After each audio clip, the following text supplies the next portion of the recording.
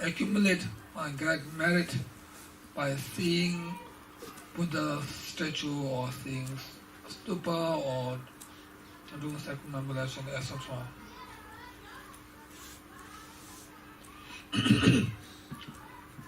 So even one offer a single flower to a Buddha with the right intention, thinking that this is the real Buddha. If we offer a single flower to a Buddha statue, and at that time if you think this is not just a statue, this is the real Buddha in the natural light, with such intention or with such perception, if we offer this single flower to a Buddha, then we still can gain great merit out of it.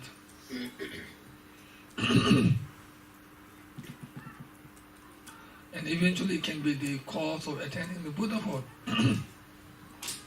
So even small cause can achieve a great result. If you don't have any other things to offer to a Buddha, even just offering a water to Buddha, one can accumulate great merit. If you just offer water to a Buddha statue thinking that this is the real Buddha, and if you just offer water, just such offering can also accumulate great merit. So these stories indicate that we should not disregard even a tiny or even a minor virtues or minor positive actions, because minor positive actions can yield a great result if we do it with the right intention or right perception.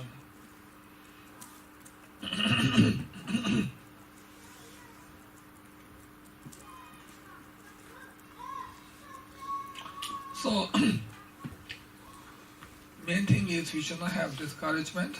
We should always have encouragement.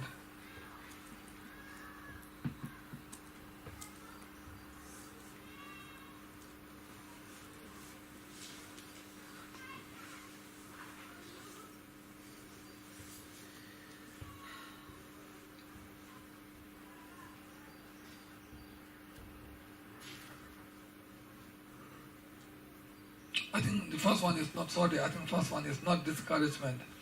First one is faint-heartedness. So we should not have the faint-heartedness. Faint-heartedness? Huh? It's called faint-heartedness. So first cause of abandoning the vision bodhicitta is faint-heartedness.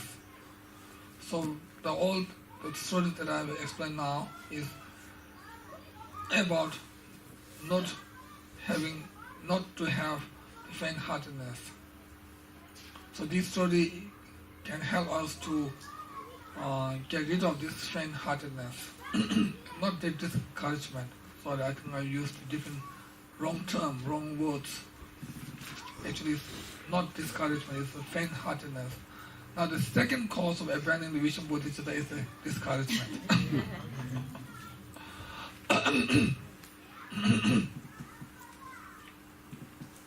What is the difference between these two in English? Faint-heartedness means not having courage or strength. Not having strength. Yeah. And discouragement, it's like it's too much. Too much, I can't do it, it's too much. Too much. Okay. Yeah, so they're related. Okay. Now second cause of abandoning the vision bodhicitta is discouragement.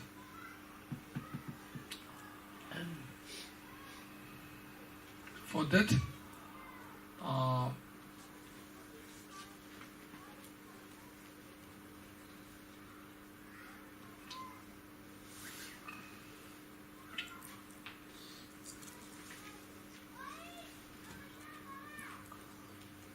we should do the following practice. For some person when they do virtues, when they do positive actions, and right after that, they don't see the result. They don't see the result of their practice or their virtues in this life, in their in their present life. So when they don't see the result in their own present life, then they are discouraged. They think they feel sad and they discontinue their virtuous actions. So discouragement means tired of doing virtuous deeds, tired of not getting the result or not seeing the result.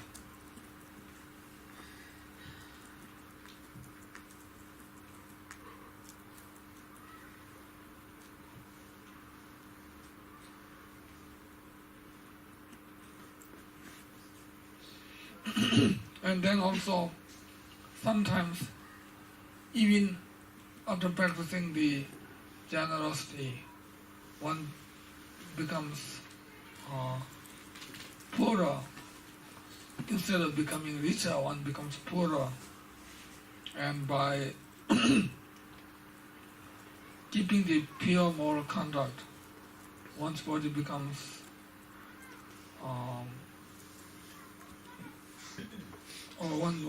one's body degenerates, and even one does virtues, one didn't receive one didn't receive the blessings of the Buddha, etc. So when they see this,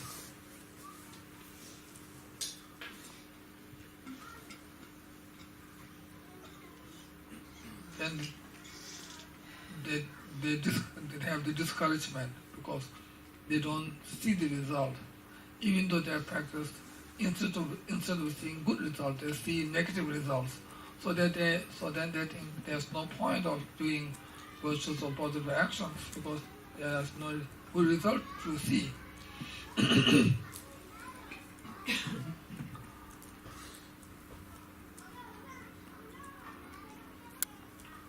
So, as an antidote of this kind of thought, this kind of discouragement, we should think that the result of our present life action can be seen in this life or in next life or after a few lifetimes. So not all the results will happen in this life itself. Some takes longer time, some takes shorter time. So it varies.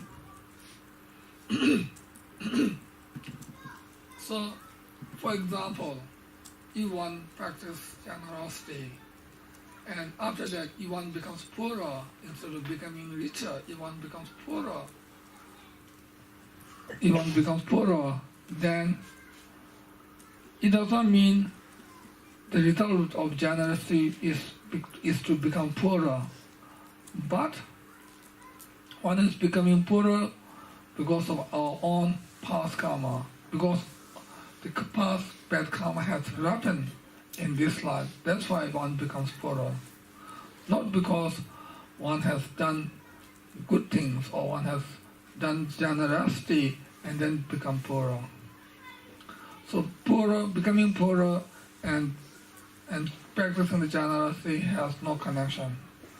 This becoming poorer has connection with the past bad karma, not with this present practice of generosity. The present practice of generosity's result can come later, in the end of this life or in the next life, etc. So we can't connect between past life's result with our present life's action.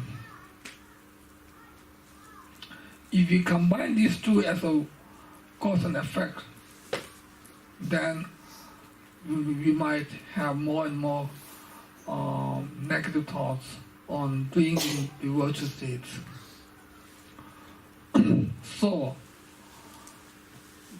virtue state will always have positive results. It will never have negative results in reality. So, as I said before, when the past karma happen in this life, then we can have some shortcomings. But it doesn't mean these are the result of our present life's good karma. So, with such thinking, we should not lose our faith, or we should not have any discouragement.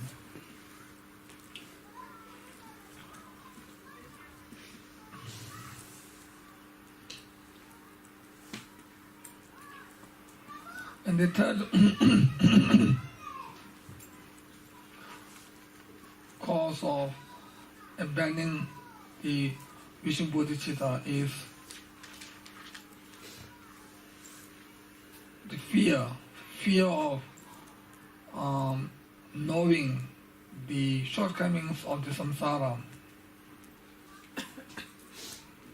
When we hear the shortcomings of the samsara, or when we hear the sufferings of the samsara, especially when we hear the sufferings of the hell realms, because of that, if we abandon the Vishnu Bodhicitta,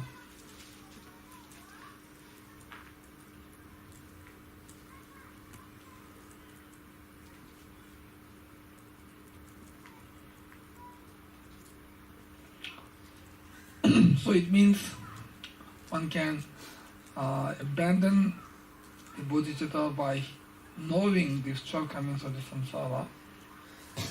For example,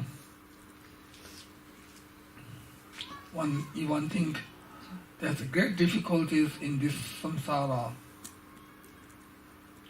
So therefore, one should achieve the Sharvaka's Buddhahood, and there's no suffering of the samsara.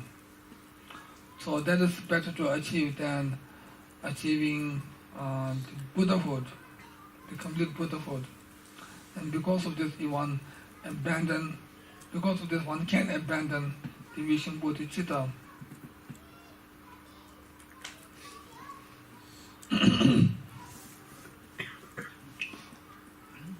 So, as an antidote of this thought, one should see this present aggregate or this present body is like a magical show. There's no truly existence in this body.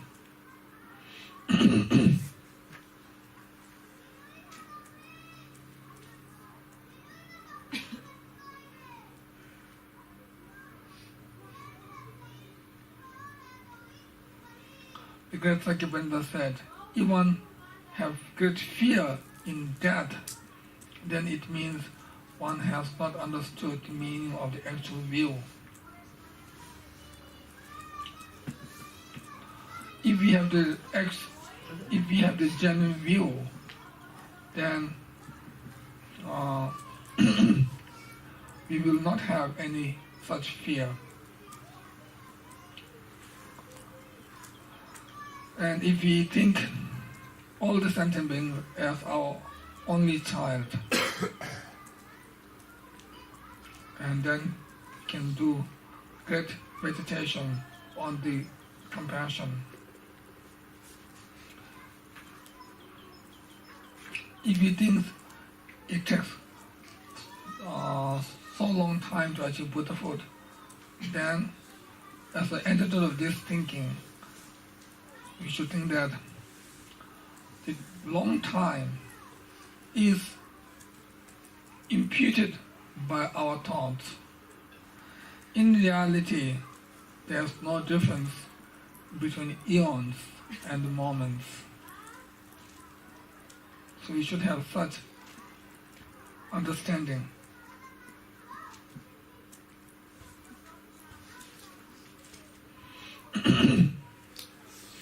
So anyway, we should try to abandon the cause of abandoning the bodhicitta.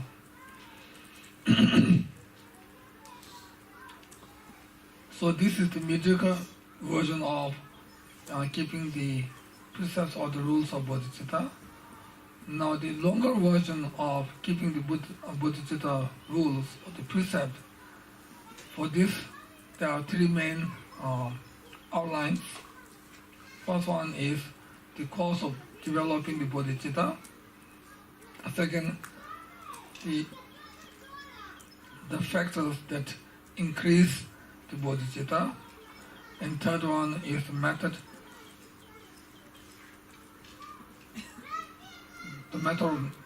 of not decreasing the bodhicitta.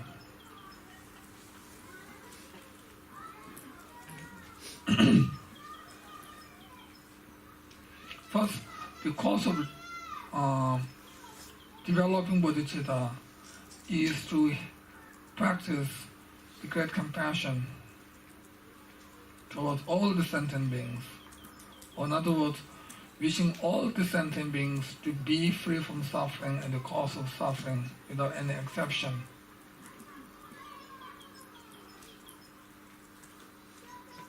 And also wishing all the sentient beings to gain happiness and cause of happiness, which is the practice of loving kindness.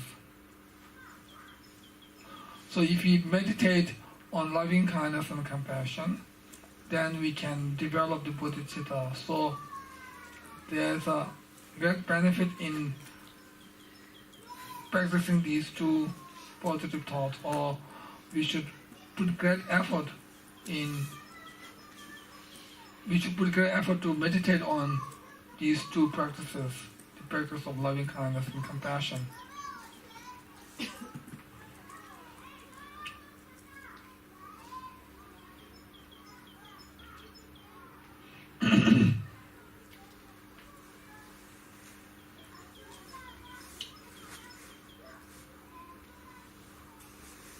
Then second, the factor that increase the bodhicitta is that we should rely on great masters. We should rely on qualified masters. A qualified master means those who can teach the Dharma and those who practice the Dharma. Such person, those who teach the proper Dharma, those who practice the proper Dharma are known as the qualified master. So we should rely on such qualified master. So by relying on qualified master, it can increase our own bodhicitta. So it means we are in a safe hands, or we are in a good atmosphere, or we are in a very good environment that can help us to increase our own bodhicitta. If we are surrounded by many bad persons, then that can influence us to do more and more bad actions, which can lead us to fall down in the lower realms. Then second factor to increase our own bodhicitta is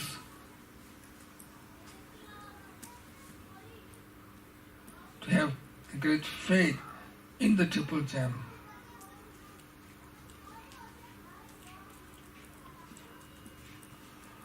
We should have the strong desire or wish to attain Buddhahood, or to attain the state of Triple Gem, or Buddhahood, mainly to attain the Buddhahood. And then also we should rely wholeheartedly on the Buddha, or we should submit ourselves wholeheartedly under the direct guidance of our Buddha.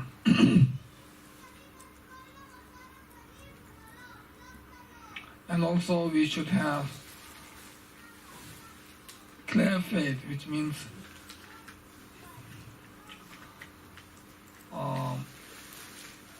we should think that they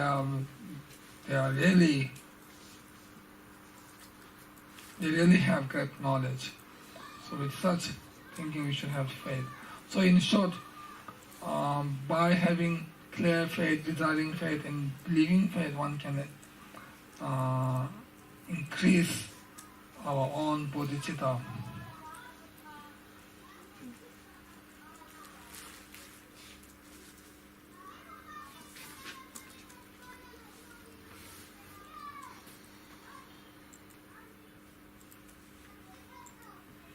And third one is to know or to identify the obstacles and then to abandon such obstacles.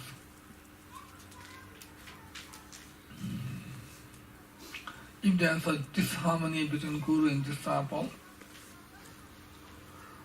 then first we should know the cause or the reason why there's a disharmony between guru and disciple, and then try to abandon that cause so that we can keep the guru and followers or guru and disciple relationship intact. So by having a good relationship with guru, one can increase one's own bodhicitta. And then also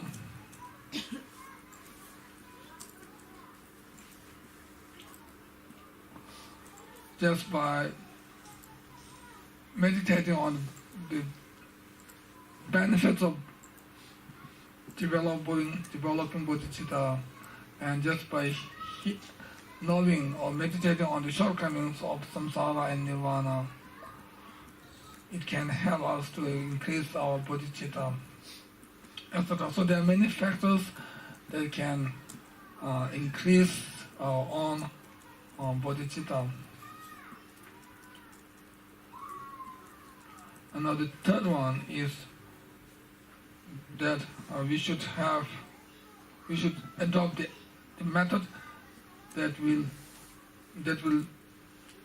not decrease or that will not degenerate one's own bodhicitta.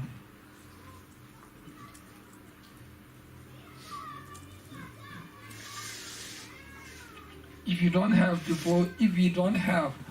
devotion in Guru and Triple Gem, and without devotion, if we have anger and jealousy thoughts and all of these negative thoughts,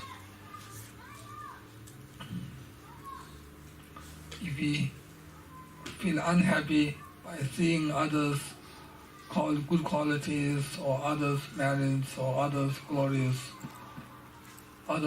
etc., then it means it can, just by having jealousy thoughts, it decreases our bodhicitta or it degenerates our bodhicitta.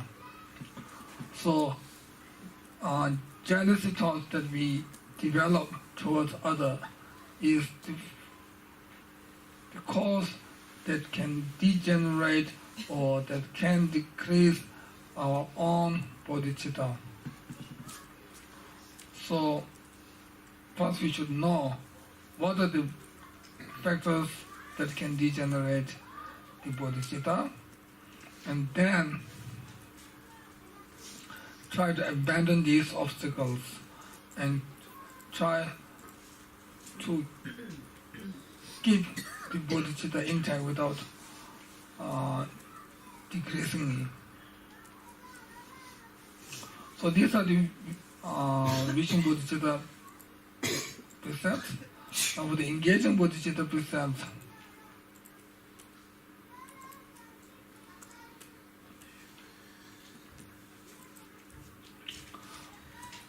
we should listen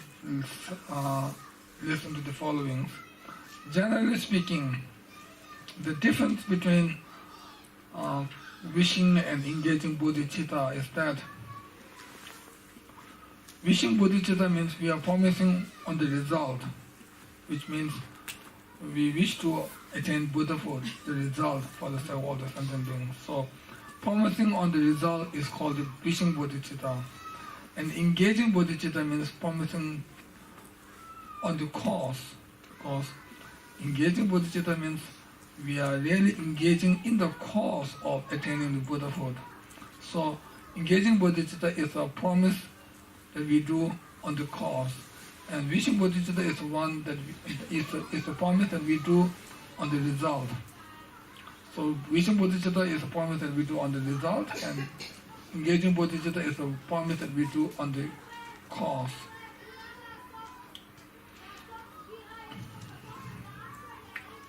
Generally speaking, all the Dharma practice that we do in order to gain Buddhahood is called engaging bodhicitta.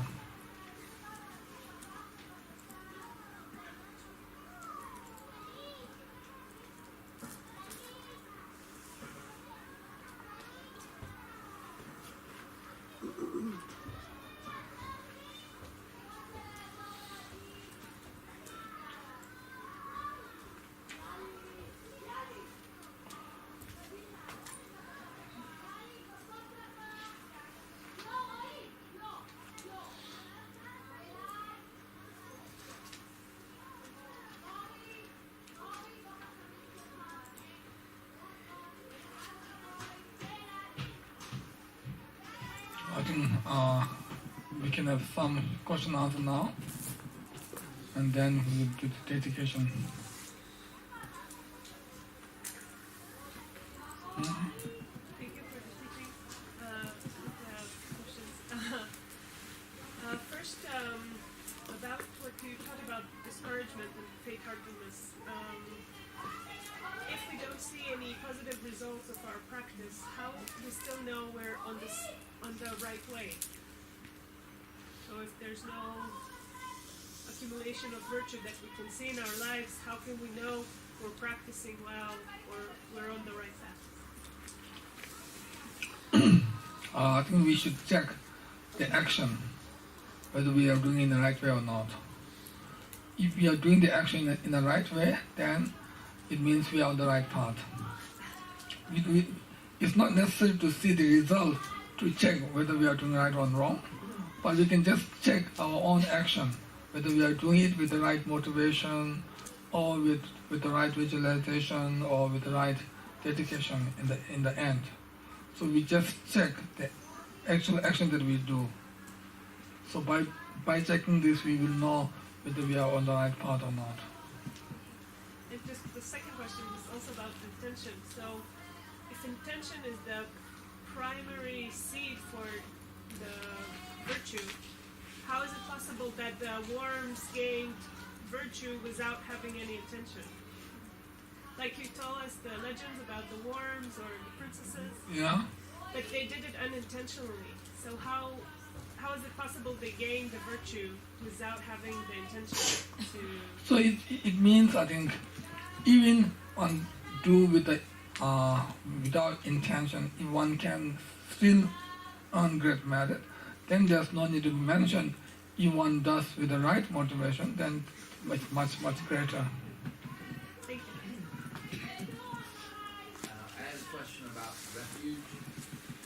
The refuge. Yeah. You mentioned in terms of reliance upon a proper spiritual. In terms of what? Reliance, the proper reliance. Relying on. Rely. So, to having a refuge, and I guess I would describe it as keeping the reliance. I took the guru student,